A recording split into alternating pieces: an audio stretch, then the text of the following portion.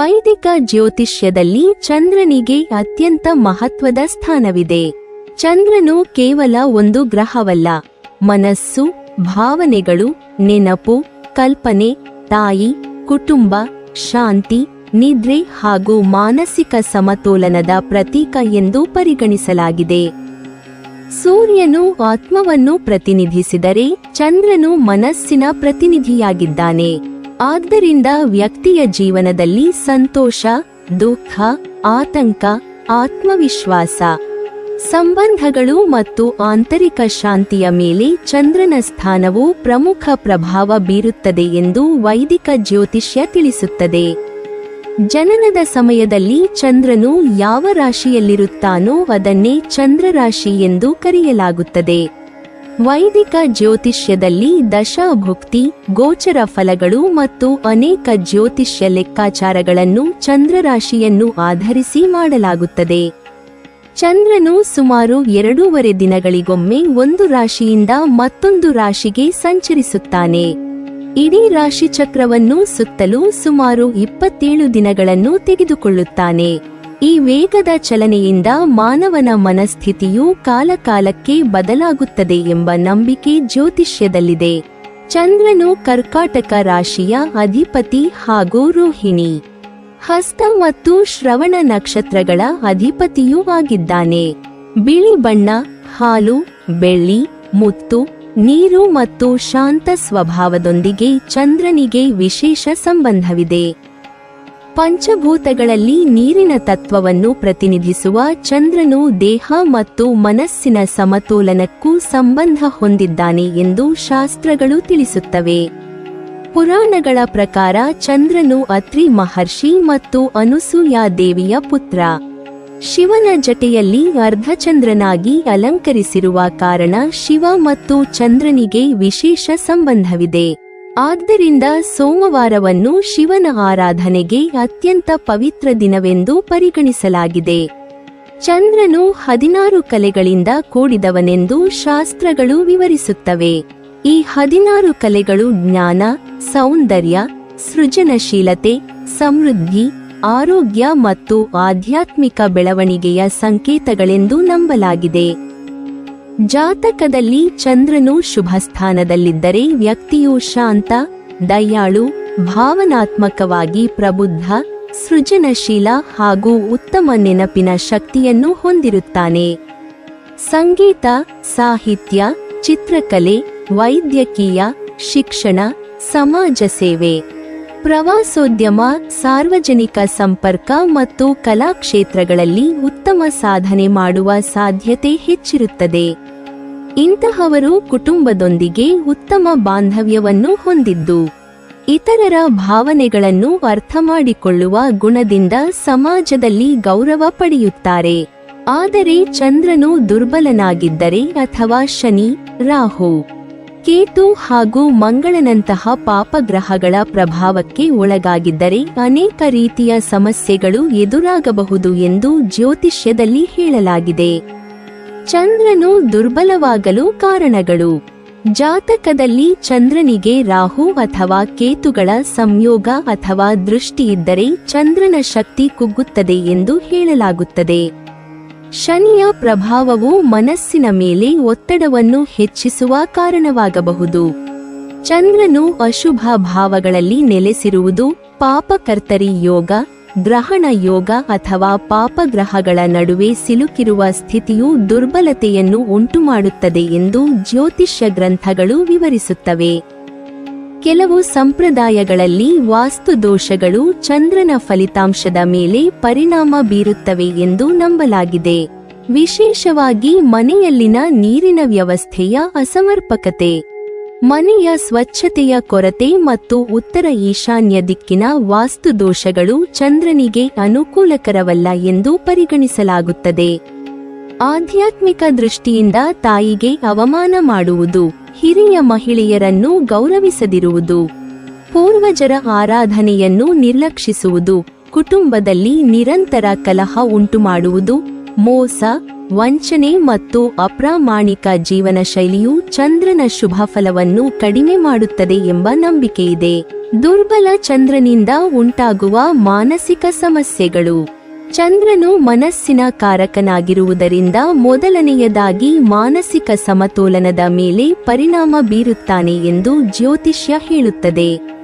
ನಿರಂತರ ಆತಂಕ ಮತ್ತು ಚಿಂತೆ, ಅತಿಯಾದ ಭಯ ಮತ್ತು ಅಭದ್ರತೆಯ ಭಾವನೆ, ಆತ್ಮವಿಶ್ವಾಸದ ಕೊರತೆ, ಭಾವನಾತ್ಮಕ ಅಸ್ಥಿರತೆ, ಸಣ್ಣ ವಿಷಯಗಳಿಗೂ ಹೆಚ್ಚು ಚಿಂತಿಸುವ ಸ್ವಭಾವ, ನಿರ್ಧಾರ ತೆಗೆದುಕೊಳ್ಳಲು ಕಷ್ಟವಾಗುವುದು, ಏಕಾಗ್ರತೆಯ ಕೊರತೆ, ನೆನಪಿನ ಶಕ್ತಿ ಕುಗ್ಗುವುದು, ಬೇಗ ಕೋಪ ಬರುವುದು ಅಥವಾ ಅತಿಯಾಗಿ ಭಾವುಕರಾಗುವುದು, ನಿರಾಶೆ ಮತ್ತು ಒಂಟಿತನದ ಭಾವನೆ, ನಿದ್ರಾಹೀನತೆ ಅಥವಾ ಅಶಾಂತ ನಿದ್ರೆ.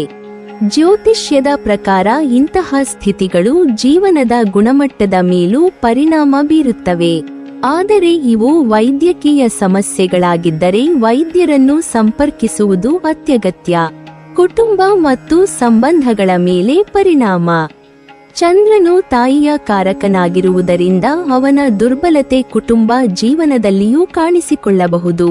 ತಾಯಿಯೊಂದಿಗೆ ಭಿನ್ನಾಭಿಪ್ರಾಯ, ತಾಯಿಯ ಆರೋಗ್ಯದ ಬಗ್ಗೆ ಆತಂಕ, ಕುಟುಂಬದಲ್ಲಿ ಭಾವನಾತ್ಮಕ ಅಂತರ, ಮನೆಯಲ್ಲಿನ ಶಾಂತಿ ಭಂಗ, ದಾಂಪತ್ಯ ಜೀವನದಲ್ಲಿ ತಪ್ಪು ತಿಳುವಳಿಕೆ, ಸಂಬಂಧಗಳಲ್ಲಿ ನಂಬಿಕೆಯ ಕೊರತೆ, ಕುಟುಂಬದ ಸದಸ್ಯರೊಂದಿಗೆ ನಿರಂತರ ಕಲಹ, ಆರೋಗ್ಯದ ಮೇಲೆ ಪರಿಣಾಮ. ಜ್ಯೋತಿಷ್ಯದ ಪ್ರಕಾರ ಚಂದ್ರನು ದೇಹದಲ್ಲಿನ ದ್ರವಾಂಶ, ಮೆದುಳು, ಎದೆ, ಎಡಕಣ್ಣು, ನಿದ್ರೆ ಮತ್ತು ಕೆಲವು ಜೈವಿಕ ಪ್ರಕ್ರಿಯೆಗಳೊಂದಿಗೆ ಸಂಬಂಧ ಹೊಂದಿದ್ದಾನೆ.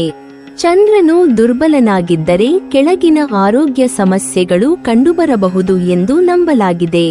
ಮಾನಸಿಕ ಒತ್ತಡ, ನಿದ್ರಾಹೀನತೆ, ಕಫ ಸಂಬಂಧಿತ ಸಮಸ್ಯೆಗಳು, ಎದೆ ಮತ್ತು ಶ್ವಾಸಕೋಶದ ತೊಂದರೆಗಳು, ಆಸ್ತಮಾ, ಹೃದಯ ಸಂಬಂಧಿತ ಕೆಲವು ತೊಂದರೆಗಳು, ರಕ್ತಹೀನತೆ, ದೇಹದಲ್ಲಿ ನೀರಿನ ಅಸಮತೋಲನ, ನಿರ್ಜಲೀಕರಣ, ವಾಂತಿ ಮತ್ತು ಅತಿಸಾರ, ಜೀರ್ಣಕ್ರಿಯೆಯ ಸಮಸ್ಯೆಗಳು, ಮೂತ್ರಪಿಂಡ ಮತ್ತು ಮೂತ್ರ ಸಂಬಂಧಿತ ತೊಂದರೆಗಳು, ಎಡಕಣ್ಣಿನ ಸಮಸ್ಯೆಗಳು, ಮೂಗಿನ ಅಲರ್ಜಿ ಅಥವಾ ತೊಂದರೆಗಳು, ಮಧುಮೇಹದಂತಹ ಕೆಲವು ದೀರ್ಘಕಾಲೀನ ಸಮಸ್ಯೆಗಳ ಸಾಧ್ಯತೆ. ಈ ಎಲ್ಲ ಹೇಳಿಕೆಗಳು ಜ್ಯೋತಿಷ್ಯದ ನಂಬಿಕೆಗಳಾಗಿದ್ದು, ಯಾವುದೇ ಆರೋಗ್ಯ ಸಮಸ್ಯೆಗೆ ವೈದ್ಯಕೀಯ ಪರೀಕ್ಷೆ ಮತ್ತು ಚಿಕಿತ್ಸೆ ಅತ್ಯಗತ್ಯ. ವೃತ್ತಿ ಮತ್ತು ಆರ್ಥಿಕ ಜೀವನದ ಮೇಲೆ ಪರಿಣಾಮ. ದುರ್ಬಲ ಚಂದ್ರನು ಕೆಲವರಲ್ಲಿ ವೃತ್ತಿ ಜೀವನದಲ್ಲಿಯೂ ಅಸ್ಥಿರತೆಯನ್ನು ಉಂಟುಮಾಡಬಹುದು ಎಂದು ಜ್ಯೋತಿಷ್ಯ ಹೇಳುತ್ತದೆ. ಉದ್ಯೋಗದಲ್ಲಿ ಅತೃಪ್ತಿ, ನಿರ್ಧಾರಗಳಲ್ಲಿ ಗೊಂದಲ, ಅವಕಾಶಗಳನ್ನು ಕಳೆದುಕೊಳ್ಳುವುದು, ಸಾರ್ವಜನಿಕ ಸಂಪರ್ಕದಲ್ಲಿ ತೊಂದರೆ, ವ್ಯವಹಾರದಲ್ಲಿ ಅಸ್ಥಿರತೆ, ಹಣಕಾಸಿನ ಯೋಜನೆಯಲ್ಲಿ ದುರ್ಬಲತೆ, ಕೆಲಸದಲ್ಲಿ ಏಕಾಗ್ರತೆಯ ಕೊರತೆ. ರಾಹು, ಕೇತು ಮತ್ತು ಶನಿಯ ವಿಶೇಷ ಪ್ರಭಾವ. ಚಂದ್ರ ರಾಹು ಸಂಯೋಗವನ್ನು ಜ್ಯೋತಿಷ್ಯದಲ್ಲಿ ಗ್ರಹಣ ಯೋಗವೆಂದು ಕರೆಯಲಾಗುತ್ತದೆ. ಇದು ಮನಸ್ಸಿನಲ್ಲಿ ಗೊಂದಲ, ಭ್ರಮೆ ಮತ್ತು ಅನಗತ್ಯ ಭಯವನ್ನು ಹೆಚ್ಚಿಸಬಹುದು ಎಂದು ಹೇಳಲಾಗಿದೆ. ಚಂದ್ರಕೇತು ಸಂಯೋಗವು ವ್ಯಕ್ತಿಯನ್ನು ಏಕಾಂತಪ್ರಿಯನನ್ನಾಗಿ ಮಾಡಬಹುದು ಹಾಗೂ ಭಾವನೆಗಳನ್ನು ವ್ಯಕ್ತಪಡಿಸಲು ಕಷ್ಟ ಉಂಟುಮಾಡಬಹುದು ಎಂಬ ನಂಬಿಕೆಯಿದೆ. ಚಂದ್ರ ಶನಿ ಸಂಯೋಗವು ಜೀವನದಲ್ಲಿ ನಿರಾಶಾವಾದಿ ಮನೋಭಾವ, ವಿಳಂಬ, ಮಾನಸಿಕ ಒತ್ತಡ ಮತ್ತು ದೀರ್ಘಕಾಲದ ಚಿಂತೆಗಳಿಗೆ ಕಾರಣವಾಗಬಹುದು ಎಂದು ಜ್ಯೋತಿಷ್ಯ ತಿಳಿಸುತ್ತದೆ. ಶನಿಯ ಪ್ರಭಾವದಿಂದ ಕೆಲವು ಸಮಸ್ಯೆಗಳು ದೀರ್ಘಕಾಲ ಮುಂದುವರಿಯುವ ಸಾಧ್ಯತೆಯಿದೆ ಎಂದು ಹೇಳಲಾಗುತ್ತದೆ. ದುರ್ಬಲ ಚಂದ್ರನಿಗೆ ಪರಿಹಾರಗಳು. ವೈದಿಕ ಜ್ಯೋತಿಷ್ಯದಲ್ಲಿ ಚಂದ್ರನ ಶುಭಫಲವನ್ನು ಹೆಚ್ಚಿಸಲು ಕೆಲವು ಆಧ್ಯಾತ್ಮಿಕ ಮತ್ತು ಸಾಂಪ್ರದಾಯಿಕ ಪರಿಹಾರಗಳನ್ನು ಸೂಚಿಸಲಾಗಿದೆ. ಪ್ರತಿ ಸೋಮವಾರ ಶಿವನ ಆರಾಧನೆ ಮಾಡುವುದು. ಓಂ ಶ್ರಾಂ ಶ್ರೀಂ ಶ್ರೌಂ ಸಃ ಚಂದ್ರಾಯ ನಮಃ ಎಂಬ ಚಂದ್ರ ಬೀಜ ಮಂತ್ರವನ್ನು ಜಪಿಸುವುದು. ಚಂದ್ರ ಗಾಯತ್ರಿ ಮಂತ್ರ ಹಾಗೂ ಮಹಾಮೃತ್ಯುಂಜಯ ಮಂತ್ರವನ್ನು ಪಠಿಸುವುದು. ಹುಣ್ಣಿಮೆಯ ದಿನ ಚಂದ್ರನ ದರ್ಶನ ಮಾಡಿ ಹಾಲು ಮಿಶ್ರಿತ ನೀರಿನಿಂದ ಅರ್ಘ್ಯ ಅರ್ಪಿಸುವುದು. ತಾಯಿಯನ್ನು ಗೌರವಿಸಿ ಅವರ ಆಶೀರ್ವಾದ ಪಡೆಯುವುದು. ಹಿರಿಯ ಮಹಿಳೆಯರಿಗೆ ಗೌರವ ನೀಡುವುದು. ಹಾಲು, ಅಕ್ಕಿ, ಮೊಸರು, ಸಕ್ಕರೆ, ಬಿಳಿ ಬಟ್ಟೆ, ಬೆಳ್ಳಿ ಹಾಗೂ ಬಿಳಿ ಹೂವುಗಳನ್ನು ದಾನ ಮಾಡುವುದು. ಅಗತ್ಯವಿದ್ದರೆ ಅನುಭವಿ ಜ್ಯೋತಿಷಿಯ ಸಲಹೆಯ ಮೇರೆಗೆ ಬೆಳ್ಳಿಯ ಉಂಗುರದಲ್ಲಿ ನೈಸರ್ಗಿಕ ಮುತ್ತನ್ನು ಧರಿಸುವುದು. ಪ್ರತಿದಿನ ಧ್ಯಾನ ಮತ್ತು ಯೋಗಾಭ್ಯಾಸ ಮಾಡುವುದು. ಸಾಕಷ್ಟು ನಿದ್ರೆ ಮಾಡುವುದು. ನೀರನ್ನು ಸಮರ್ಪಕವಾಗಿ ಸೇವಿಸುವುದು. ಪ್ರಕೃತಿಯ ನಡುವೆ ಸಮಯ ಕಳೆಯುವುದು. ಕೋಪ, ಆತಂಕ ಮತ್ತು ನಕಾರಾತ್ಮಕ ಚಿಂತನೆಗಳನ್ನು ನಿಯಂತ್ರಿಸಲು ಪ್ರಯತ್ನಿಸುವುದು. ಜೀವಿಗಳಿಗೆ ಆಹಾರ ನೀಡುವುದು ಹಾಗೂ ದಯೆಯ ಮನೋಭಾವ ಬೆಳೆಸುವುದು. ಜ್ಯೋತಿಷ್ಯವು ವೈದಿಕ ಪರಂಪರೆಯ ನಂಬಿಕೆ ಮತ್ತು ಅಧ್ಯಯನದ ಒಂದು ಭಾಗವಾಗಿದೆ. ಇಲ್ಲಿ ವಿವರಿಸಿರುವ ಮಾನಸಿಕ ಹಾಗೂ ದೈಹಿಕ ಸಮಸ್ಯೆಗಳು ಜ್ಯೋತಿಷ್ಯದ ದೃಷ್ಟಿಕೋನವನ್ನು ಆಧರಿಸಿವೆ. ಇವು ವೈದ್ಯಕೀಯ ರೋಗನಿರ್ಣಯ ಅಥವಾ ಚಿಕಿತ್ಸೆಗೆ ಪರ್ಯಾಯವಲ್ಲ. ನಿದ್ರಾಹೀನತೆ, ಆತಂಕ, ಖಿನ್ನತೆ, ಹೃದಯ, ಶ್ವಾಸಕೋಶ ಅಥವಾ ಇತರ ಆರೋಗ್ಯ ಸಮಸ್ಯೆಗಳು ಕಂಡುಬಂದರೆ ತಕ್ಷಣ ಅರ್ಹ ವೈದ್ಯರ ಸಲಹೆ ಮತ್ತು ಚಿಕಿತ್ಸೆ ಪಡೆಯುವುದು ಅತ್ಯಗತ್ಯ. ಒಟ್ಟಾರೆ ವೈದಿಕ ಜ್ಯೋತಿಷ್ಯದ ಪ್ರಕಾರ ಚಂದ್ರನು ಮನಸ್ಸು, ಭಾವನೆಗಳು, ತಾಯಿ, ಕುಟುಂಬ, ನೆನಪು, ಶಾಂತಿ, ಸೃಜನಶೀಲತೆ ಮತ್ತು ಆಂತರಿಕ ಸಂತೋಷದ ಸಂಕೇತವಾಗಿದೆ. ಚಂದ್ರನು ಬಲವಾಗಿದ್ದರೆ ಜೀವನದಲ್ಲಿ ಮಾನಸಿಕ ಸಮತೋಲನ, ಉತ್ತಮ ಸಂಬಂಧಗಳು ಮತ್ತು ಶಾಂತಿ ಹೆಚ್ಚಾಗುತ್ತವೆ ಎಂದು ನಂಬಲಾಗಿದೆ. ಚಂದ್ರನು ದುರ್ಬಲನಾಗಿದ್ದರೆ ಮಾನಸಿಕ, ಭಾವನಾತ್ಮಕ, ಕುಟುಂಬ ಹಾಗೂ ಆರೋಗ್ಯ ಸಂಬಂಧಿತ ಹಲವು ಸವಾಲುಗಳು ಎದುರಾಗಬಹುದು ಎಂದು ಜ್ಯೋತಿಷ್ಯ ಹೇಳುತ್ತದೆ.